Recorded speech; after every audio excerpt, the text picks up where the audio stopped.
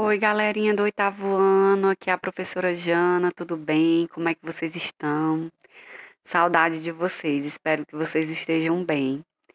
Pessoal, vocês estão acompanhando, né, nosso conteúdo na plataforma Plural. Vocês viram que a gente revisou o capítulo sobre Revolução Industrial e semana passada a gente iniciou o capítulo 3, que são Revoluções Iluministas, Estados Unidos e França. Semana passada, pessoal, a gente estudou a independência dos Estados Unidos, né? Como ela foi influenciada pelos ideais iluministas, né? E aí como as 13 colônias se juntaram, né? E lutaram pela sua independência, porque elas eram colônia, né, da Inglaterra.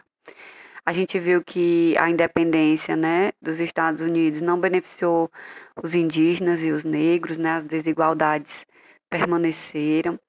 E aí eu mandei link de vídeo aula para vocês darem uma olhada, né? E aí hoje, pessoal, a gente vai começar sobre a Revolução Francesa, tá? Deixando bem claro e lembrando que tanto os Estados Unidos como a França, né, foram países que sofreram influências das ideias iluministas, por isso que o capítulo é Revoluções Iluministas. Tanto a independência dos Estados Unidos como a Revolução Francesa sofreram influências, né, do ideário iluminista, tá? Bom, agora nós vamos estudar a Revolução Francesa.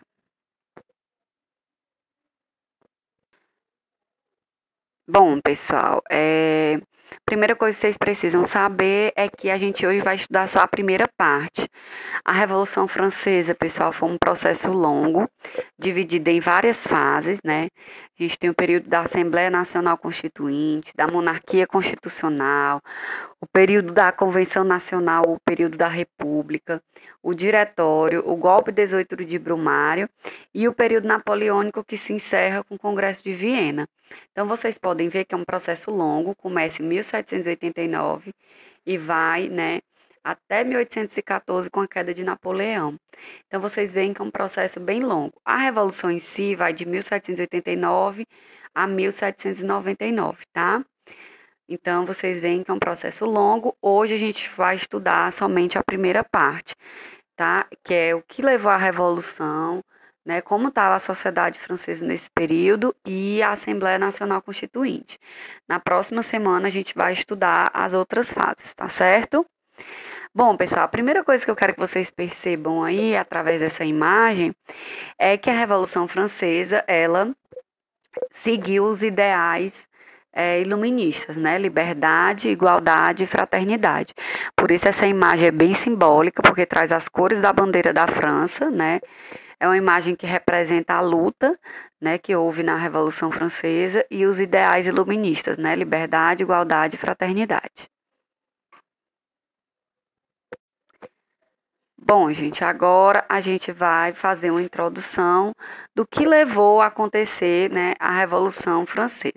Primeira coisa que vocês precisam entender, como eu falei, né, que foi um conjunto de eventos que ocorreu de 1789 a 1799 e que alterou o quadro político, econômico e social da França. Vocês vão ver que na questão política, né, vai afetar com relação que a França ela vivia no antigo regime, que era o regime absolutista, né, onde você tinha o absolutismo monárquico que a gente já estudou, onde o rei tinha um poder ilimitado, né? Na questão econômica, a gente vê que a França ela vivia no mercantilismo, onde havia uma intervenção muito forte, né, do Estado, no caso do rei, na economia. E social, pessoal, porque a gente vai ver que a França era uma sociedade estamental, dividida por classes. Lembram lá do feudalismo? Bom, uma outra coisa, né, que vai chamar muita atenção é que a revolução vai romper, né, com o antigo regime, que ele dominava a Europa desde o século XV. E outra coisa que marca também é que exatamente por ser uma revolução de caráter político, econômico e social, a França ela vai dar início ao que a gente chama de idade contemporânea. Então, a Revolução Francesa, ela é um marco para mudarmos da idade moderna para a idade contemporânea, tá? A Revolução Francesa, pessoal, ela foi tão importante porque ela inspirou vários países, né, a fazerem reformas políticas, além de influenciar a independência das colônias espanholas e a proclamação da independência do Brasil. Então, vamos agora ver um pouco mais sobre que fatores, né, levaram à Revolução Francesa. Bom, pessoal, a Revolução Francesa, ela foi uma revolução burguesa, né, ou seja, da burguesia, dos comerciantes, dos grandes empresários, mas que contou com a participação popular. E aí essa é uma das coisas que marca ela, porque foi uma revolução, né, de classes, de diferentes classes contra a questão política. E aí uma das coisas que chama a atenção é que a burguesia, ela tinha o poder econômico, né? Ela era formada a alta burguesia por banqueiros, por grandes empresários, além dos comerciantes, né, donos de fábricas. Então ela era uma classe que tinha poder econômico, mas ela não tinha participação política. E aí com a Revolução Francesa, ela atinge o poder político. Ela agora vai passar a ter não só poder econômico como político, que é o que vocês vão ver no final da da Revolução Francesa, tá, gente? Bom, quais foram as causas? Gente, entre as principais causas estava, né? Eu já falei para vocês. A França vivia um regime absolutista, onde o rei tinha total poder, né? Poder ilimitado. Ele tinha esse direito, né? De origem divina. E aí a gente via que o reinado de Luís XVI era caracterizado por essa monarquia absolutista. Só que o que é que acontecia, pessoal?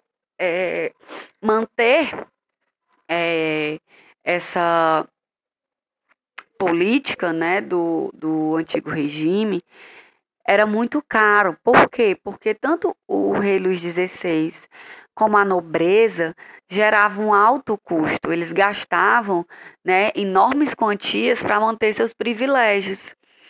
E aí, gente, isso era um fator que a gente vai ver que vai incomodar tanto a burguesia quanto a grande maioria da população, que eram os camponeses e os sans-culottes. Sans-culottes, pessoal, eram os profissionais liberais, trabalhadores, né, das cidades também, tá? Então, é isso. A gente vai ver que o alto custo, né, para bancar a monarquia, a nobreza, as ideias iluministas, né, também vão trazer um desejo de reformas políticas e econômicas, como eu já falei. Os ideais de liberdade, igualdade e fraternidade tomaram conta da França, inclusive a gente vai ver que vai fazer parte da bandeira e do hino da França.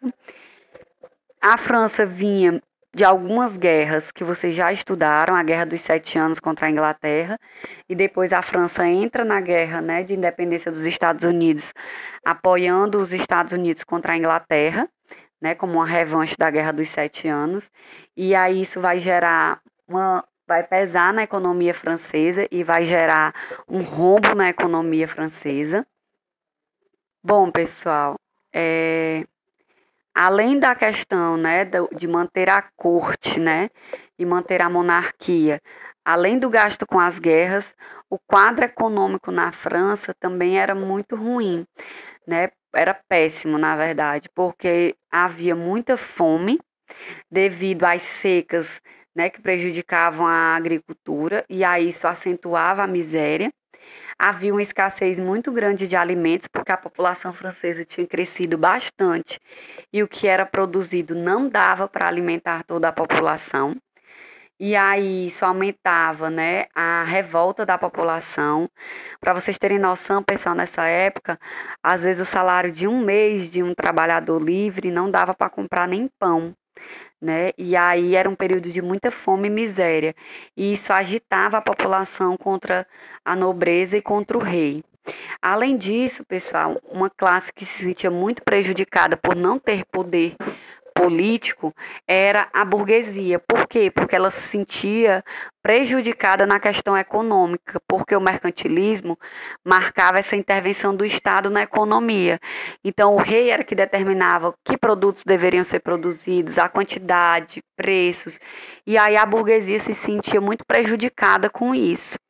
Além disso, pessoal, a gente tinha a divisão da sociedade francesa, que causava, foi um dos fatores, né, da Revolução, porque não havia uma mobilidade social. Não, era muito difícil você ascender de uma classe para outra, né? Então a sua posição social dependia muito do seu nascimento. Você não tinha muito como crescer na vida, vamos dizer assim, né? Na sociedade francesa. E aí a gente vai ver que a sociedade francesa é bem dividida. No próximo slide nós vamos ver isso agora. Bom, a gente vai ver que a população francesa ela era dividida em três ordens. Você tinha o clero, que formava o primeiro estado, né? O alto clero formado pelos bispos, os abades, que geralmente eram membros de famílias nobres, e o baixo clero, que eram os sacerdotes, né?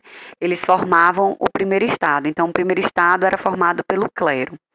O segundo estado, pessoal, era formado pela nobreza. E aí você tinha a nobreza cortesã, que era aquela nobreza que vivia em torno do rei. Você tinha a nobreza provincial, que era aquela que vivia nas províncias, e você tinha a nobreza de toga, que eram burgueses muito ricos que compravam títulos de nobreza. Todas essas nobrezas, né, faziam parte do segundo estado. E você tinha o terceiro estado, que era formado pelo restante da população, pelos camponeses, né, que eram os trabalhadores rurais, os sans-culottes, como eu falei, que era a camada social urbana formada por trabalhadores livres, né, nas cidades, a pequena burguesia, que era formada dos pequenos comerciantes e artesãos, a média burguesia, que eram os profissionais liberais, médicos, advogados, professores, e a alta burguesia, né, que eram os banqueiros, os grandes empresários. Pessoal, os sans-culottes, eles eram conhecidos por esse nome porque eles não usavam aquelas calças por debaixo das roupas. E aí eles eram chamados de sans-culottes por isso, tá? Então, gente, vocês podem ver nesse quadro que a gente tinha a população bem dividida em três estados, né? E aí cada estado com grupos sociais completamente distintos. Vocês percebam que o grupo mais heterogêneo, ou seja, misturado, era o terceiro estado, onde você tinha a burguesia, né, que eram pessoas que tinham poder econômico, mas você também tinha trabalhadores rurais, que eram os camponeses bem pobres, né, e os trabalhadores, né, das cidades, que eram os sans-culottes, que também eram uma ala pobre. Então você vê que dentro do terceiro estado você tinha uma classe bem misturada, né? Bom, gente, essa pirâmide ela mostra nessa divisão bem clara da sociedade francesa. O primeiro estado, que era o clero, era o topo da pirâmide, né? Só não estava acima do rei. O segundo estado, que era a nobreza. E vocês veem aí o terceiro estado, como eu já falei, né? Burguesia, camponeses e sans-culottes. Percebam, pessoal, no quadro que ele mostra uma coisa muito clara, né? Que o primeiro e o segundo estado, pessoal, eles eram os detentores de terras, de cargos públicos, tinham prestígios e privilégios, além de terem isenção de impostos. O primeiro e o segundo estado, pessoal, não pagavam impostos. Jane, como é que eles se mantinham, já que a maior parte dos gastos era formado pelo primeiro e segundo estado e o rei, né? Como eu falei lá no começo. O terceiro estado, gente, quem pagava todos os impostos, né? Quem tinha todas as obrigações, quem sustentava, né, o primeiro e o segundo estado era o terceiro estado. E se vocês perceberem, 97% da população francesa fazia parte do terceiro estado. Ou seja, a maior parte da população trabalhava para sustentar a minoria da população, que era o primeiro e o segundo estado e o rei. Por isso que vocês veem essa charge ao lado, que era feita, né, no período, que era exatamente mostrando o clero e a nobreza, né, montadas no terceiro estado, que era formado pela burguesia, pelos camponeses e os sans-culottes. Então, era muito claro isso. E a gente vai ver que esse foi um dos fatores que vai levar a eclodir a Revolução Francesa, tá certo? Bom, eu trouxe aí esse quadro para vocês perceberem bem isso, né? No século XVIII, vocês vão ver que tinha um grupo de privilegiados, que era o clero e a nobreza, e o grupo dos não privilegiados, que era o terceiro estado, formado pela burguesia e pelo povo. E aí traz bem claro, né, que o clero e a nobreza tinham vários privilégios, como eu já falei para vocês. Eles não pagavam impostos, recebiam pensões do estado e ainda exerciam cargos públicos, né? Ou seja, eles tinham poder, né, político também, de influência.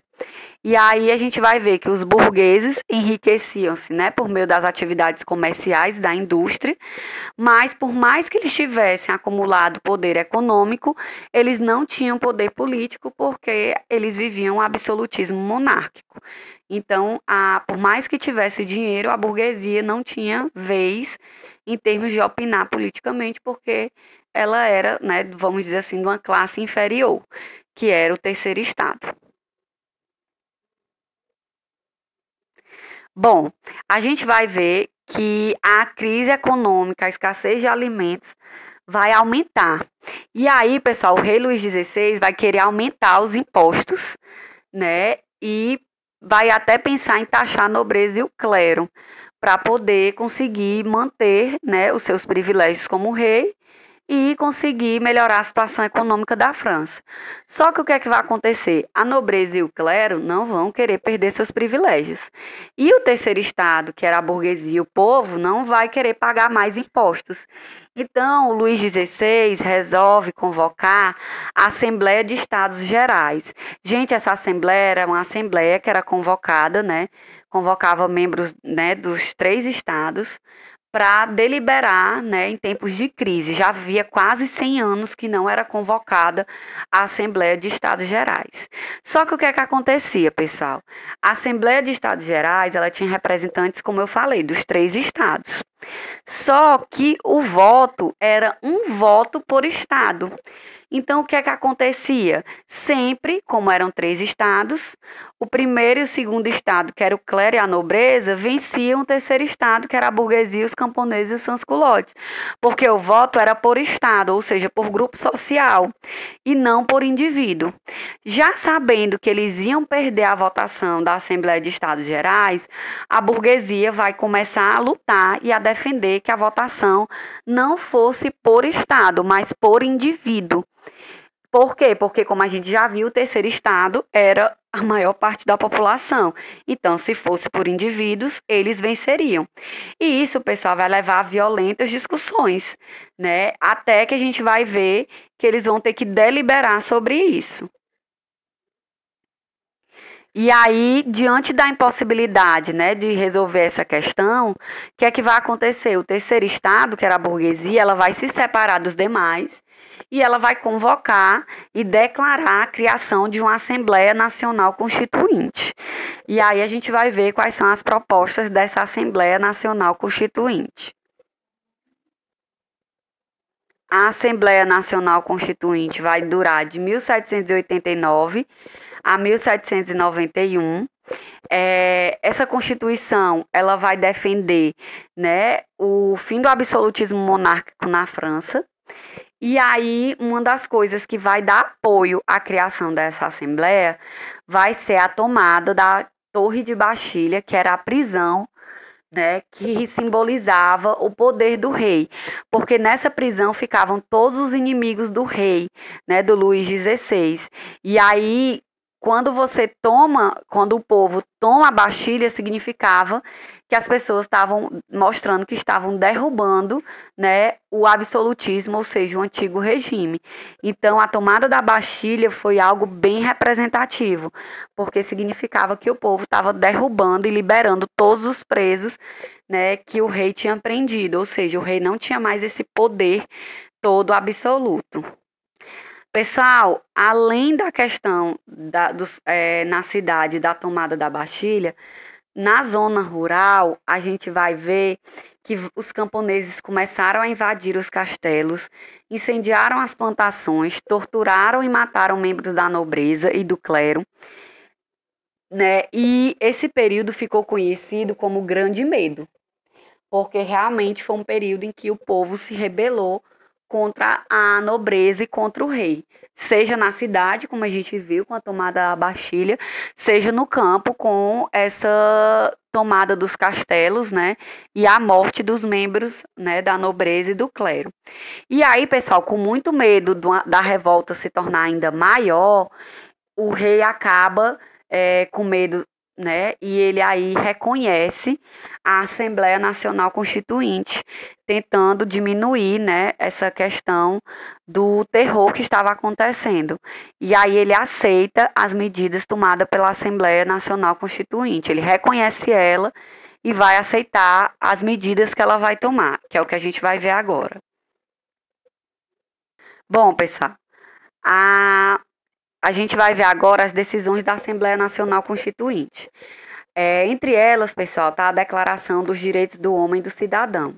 Eles afirmavam, pessoal, que todos tinham direito à liberdade e à defesa da propriedade privada. Então, agora todos os homens eram iguais, eles tinham direito à liberdade e à defesa da sua propriedade.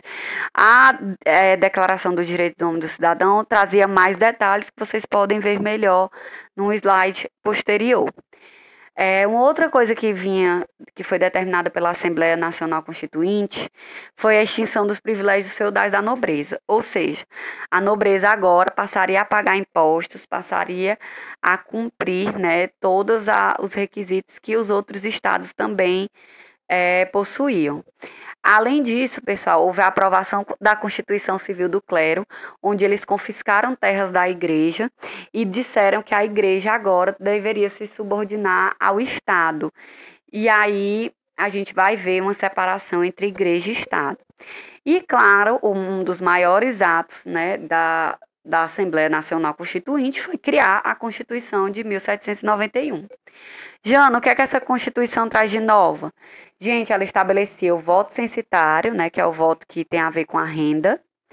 Ela declarava a separação, como eu já falei para vocês, entre a igreja e o Estado, ou seja, a igreja perde poder político. Ela declarava agora a liberdade de produção e de comércio, ou seja, não havia mais a questão do mercantilismo, estava se abrindo agora a oportunidade de haver um liberalismo, né, como a gente já estudou.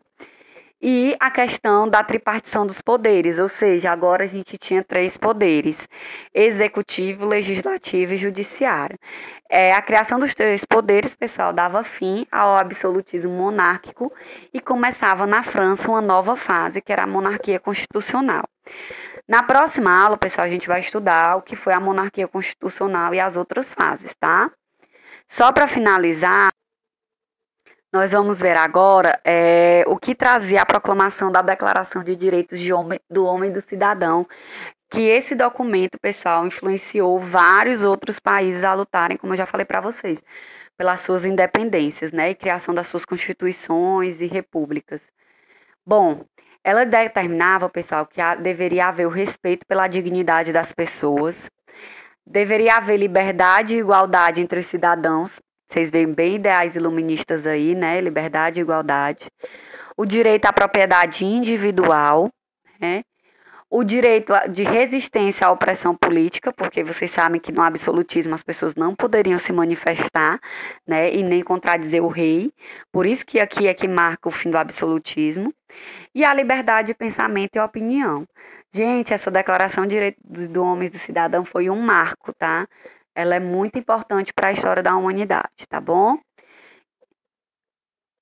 E na próxima semana a gente vai ver a monarquia constitucional, né, a convenção ou período republicano, o diretório e o golpe 18 de Brumário, terminando com o fim do governo napoleônico, tá? Na próxima semana eu envio os slides por completo com a segunda parte e a gente estuda um pouco mais.